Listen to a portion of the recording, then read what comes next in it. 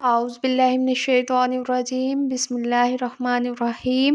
السلام علیکم ورحمۃ اللہ۔ آج کی آیت سورۃ حجرات کی آیت نمبر 13 ہے۔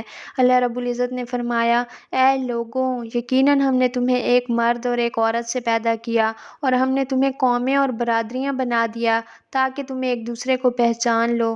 یقیناً اللہ تعالیٰ کے نزدیک تمہارا سب سے زیادہ عزت والا وہ ہے جو اللہ تعالیٰ سے سب سے زیادہ ڈرنے والا ہے۔ یقیناً اللہ تعالیٰ سب کچھ جاننے والا، پوری طرح خبر رکھنے والا ہے۔ جب فتح مکہ ہوا تو سیدنا بلال نے کعبے کی چھت پر چڑھ کر اذان دی تو بعض لوگوں نے کہا کہ یہ سیاہ غلام اب کعبے کی چھت پر چڑھ کر اذان دے گا، اور بعض نے کہا کہ اگر اللہ تعالیٰ اس سے ناراض ہوگا یا اس کے علاوہ کسی اور کام کا ارادہ کرے گا تو اس کو تبدیل کر دے گا، تو اس پر یہ آیت نازل ہوئی۔ اللہ رب العزت نے فرمایا، اے لوگوں، یقیناً ہم نے تمہیں ایک مرد اور ایک عورت سے پیدا کیا۔ مرد سے مراد حضرت آدم علیہ السلام ہے، اور عورت سے مراد حضرت حوا علیہ السلام، جو تمام لوگوں کے، انسانوں کے والدین ہیں۔ پھر آگے فرمایا، ہم نے تمہیں قومیں اور برادریاں بنا دیا تاکہ تم ایک دوسرے کو پہچان لو، یعنی تمہارے کنبے قبیلے اور تمہاری برادریاں گروہوں میں اس لیے تقسیم کر دیں کہ تم ایک دوسرے کو پہچانو، اس لیے نہیں کہ تم ایک دوسرے پر فخر کرو کہ وہ کم ہے یا ہم زیادہ ہیں۔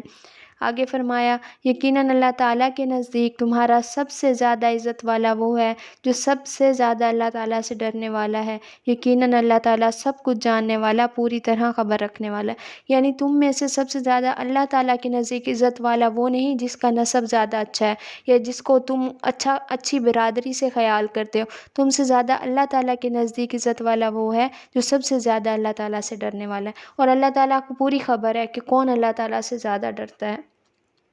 سیدنا ابو ہریرہ سے روایت ہے کہ رسول اللہ صلی اللہ علیہ وآلہ وسلم نے فرمایا، لوگوں، تم اپنے حسب نسب کا علم حاصل کرتے رہا کرو جن کے ذریعے سے تم صلہ رحمی کرتے ہو۔ سنو، یقیناً صلہ رحمی کرنا رشتہ داروں میں محبت، مال میں اضافہ اور زندگی میں برکت کا باعث ہے۔ تو رسول اللہ صلی اللہ علیہ وآلہ وسلم نے حسب نسب کا علم رکھنے کو اس لیے کہا کہ اس کا علم حاصل کرتے رہو، کیونکہ اس کے ذریعے سے رشتہ داری کا پتہ چلتا ہے کہ فلاں میرا رشتہ دار ہے فلاں، تو اس کے ذریعے سے صلہ رحمی کی جاتی ہے۔ اور صلہ رحمی کے آگے فائدے بتا دیے کہ اس کے ذریعے سے مال میں اضافہ ہوتا ہے اور زندگی میں بھی برکت ہوتی ہے۔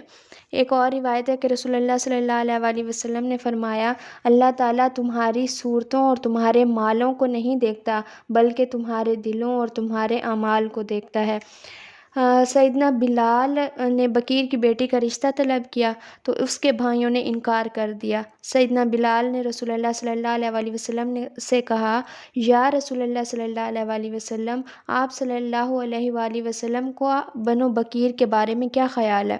میں نے ان کے بہن سے شادی کا پیغام بھیجا لیکن انہوں نے انکار کر دیا، مجھے اس انکار کی وجہ سے دکھ پہنچا۔ تو رسول اللہ صلی اللہ علیہ وآلہ وسلم نے سیدنا بلال کی خاطر ان کو غصہ آ گیا۔ جب انہیں خبر پہنچی تو وہ اپنی بہن کے پاس آئے اور کہنے لگے کہ تجھے علم ہے کہ تیری وجہ سے ہمارے ساتھ کیا ہوا؟ رسول اللہ صلی اللہ علیہ وآلہ وسلم سیدنا بلال کی خاطر ہم سے ناراض ہو گئے۔ ان کی بہن نے کہا، میرا معاملہ رسول اللہ صلی اللہ علیہ وآلہ وسلم کے ہاتھ میں ہے۔ سو رسول اللہ صلی اللہ علیہ وآلہ وسلم نے ان کی سیدنا بلال سے شادی کر دی۔ اور اس طرح بہت سارے اصحاب کے ساتھ ایسا ہوا جن کے وہ آزاد بیٹیاں تھیں اور غلاموں کے ساتھ ان کی شادیاں ہو گئیں۔ تو کچھ بھی حسب نسب کسی کا بھی بڑا نہیں ہوتا، جو اللہ تعالیٰ کے نزدیک برتری کا معیار ہے وہ تقویٰ ہے۔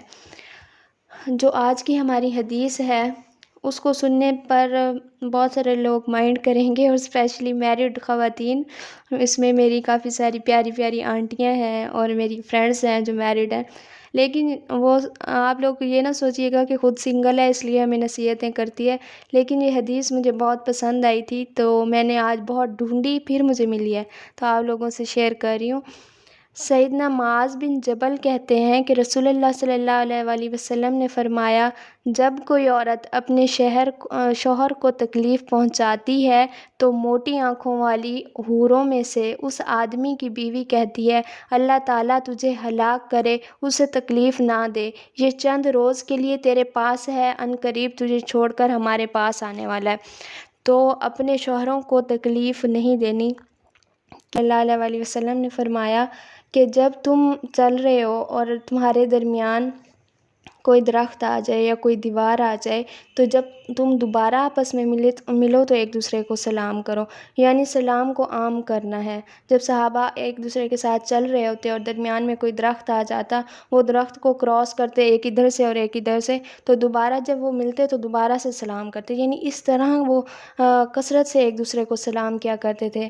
عبداللہ بن عمر ہیں اور وہ بازاروں میں جایا کرتے تھے، تو طفیل ابن ابی ان کو کہتے ہیں، طفیل ابن ابی ہماری مطلب امت کے بہت بڑے قاری تھے اس دور کے، تو وہ ان کو کہتے ہیں کہ اے عبداللہ ابن عمر، تم مطلب بازاروں میں تو جاتے ہو لیکن جب تم واپس وہاں پر جاتے ہو وہاں سے نہ کچھ خریدتے ہو اور نہ ہی تم سامان کی طرف دیکھتے ہو، یعنی تمہارا خریدنے کا کوئی ارادہ بھی نہیں ہوتا، تو تم کیوں جاتے ہو بازاروں میں؟ تو انہوں نے کہا کہ میں وہاں پر سلام کرنے جاتا ہوں اور لوگوں کو یہ دعائیں دینے چاہتا ہوں۔ اور ایک اور روایت ہے کہ رسول اللہ صلی اللہ علیہ وسلم نے فرمایا، تم میں سے کوئی بھی جنت میں اس وقت تک داخل نہیں ہو سکتا جب تک کہ وہ اس کے اندر ایمان نہ ہو، اور تم میں اس وقت تک ایمان نہیں ہو سکتا جب تک تم ایک دوسرے سے محبت نہ کرو۔